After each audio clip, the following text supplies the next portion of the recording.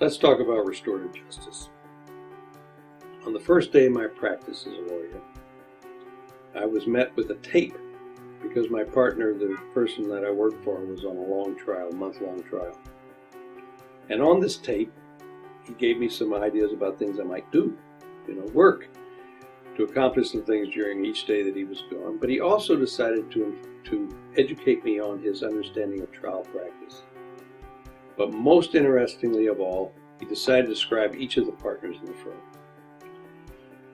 And I remember him describing Bob Daly as this Catholic who went to Mass every day. And he described him as a pugilist. Bob just came out slugging. The witness saw the blows coming. They realized there was nothing they could do about it. And he left them a bloody pulp. Now he says Roger Coulter, he's different. He says, Roger is a Quaker. I've never known a kinder, gentler man in my life than Roger Coulter. He's different in his cross-examination. He uses a stiletto. And often the witness never sees it coming. Sometimes they don't even feel it going through the ribs. But the result is the same, a pool of blood underneath the chair. Now I listened to this story with, first of all, a sense of humor, thinking, the Quaker with a stiletto. But then I began to think about this story. And I'm a slow learner. It took me a long time to get it, but my partner, for whom I worked, was right.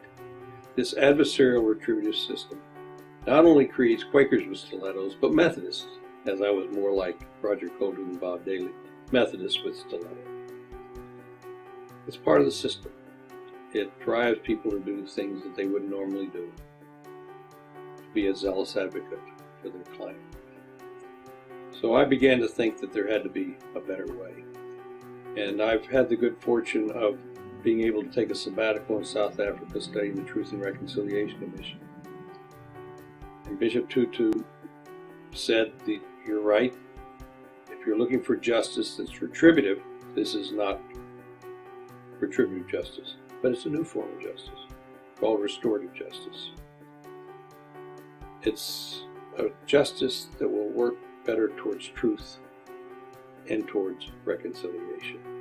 It became a powerful insight in my life as a lawyer, one of the most important learnings that I've had in my lifetime, and I think an important lesson for all of us in this world that's very retributive and very adversarial and needs to break out of that and practice restorative justice.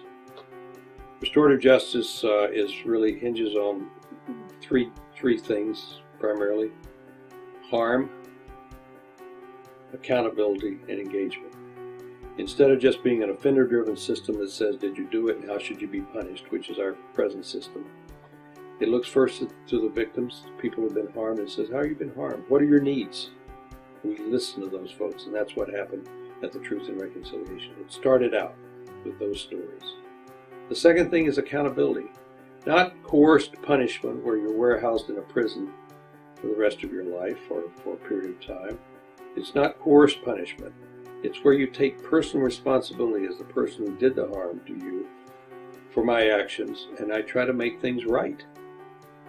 And finally, it believes that this happens through an engagement of the parties. The parties coming together after a lot of preparation to work through their harm, through the crime, through whatever is impacting the lives of the parties, to get to a better place together that addresses harm, addresses accountability, and addresses the need to engage each other, because we need each other to get to that place together. This has guided us in our work. It's become important to us not only in our work in grievance procedures in the United Methodist Church, dealing with ministers who have been involved in improprieties of one kind or another, but it is also a way of life, a way of dealing with each other in our family lives, in our community lives, in our lives of how we deal with each other with our differences.